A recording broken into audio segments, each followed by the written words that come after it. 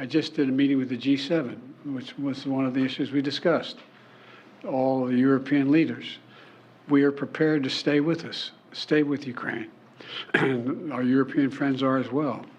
Who in the United States are prepared to walk away from that? I tell you, I'm not prepared to walk away. And I don't think the American people are either. If Putin takes Ukraine, he won't stop there.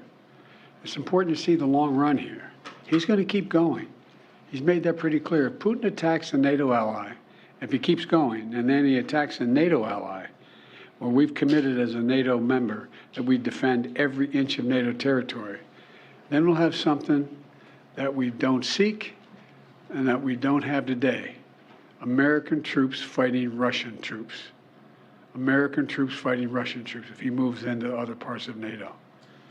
Make no mistake, today's vote's going to be long remembered, and history's going to judge harshly those who turn their back on freedom's cause. We can't let Putin win. Say it again, we can't let Putin win. It's in our overwhelming national interest and international interest of all our friends. Any disruption in our ability to supply Ukraine clearly strengthens Putin's position. We've run out of money to be able to do that in terms of authorization. Extreme Republicans are playing chicken with our national security, holding Ukraine's funding hostage to their extreme partisan border policies. Let me be clear. We need real solutions. I support real solutions at the border. I put forward a comprehensive plan the first day I came into office. I made it clear that we need Congress to make changes to fix what is a broken immigration system, because we all know it's broken. And I'm willing to do significantly more.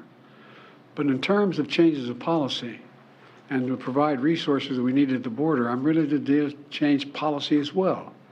I've asked for billions of dollars for more border agents, more immigration judges, more asylum officers.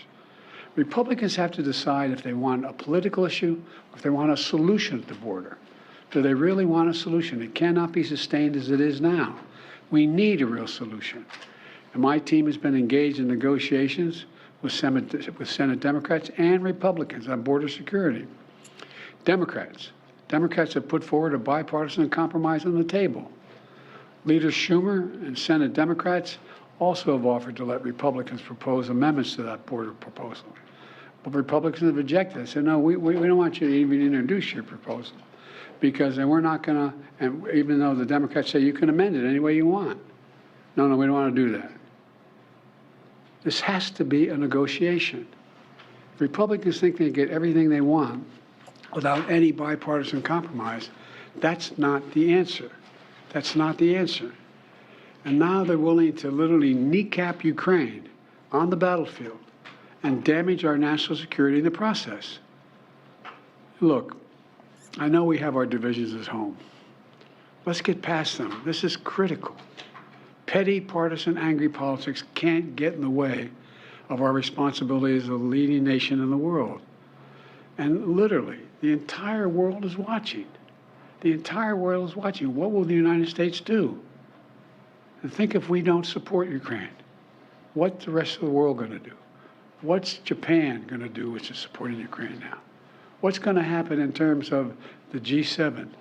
What's going to happen in terms of our NATO allies? What are they going to do? If we walk away now, it will only embolden other would-be aggressors. So I'm calling on Congress to do something and do the right thing, to stand with the people of Ukraine, stand against the tyranny of Putin, stand for freedom, literally stand for freedom.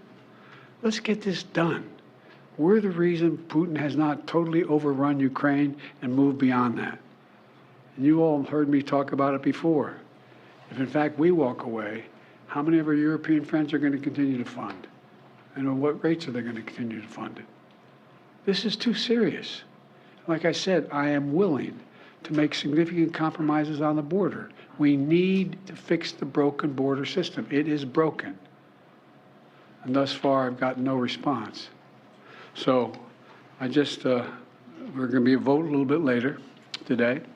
We'll know where we go from there. But I wanted to make this comment before the vote, and I'm sure I'll be talking with you after the vote. Thank you very much for listening. Appreciate it.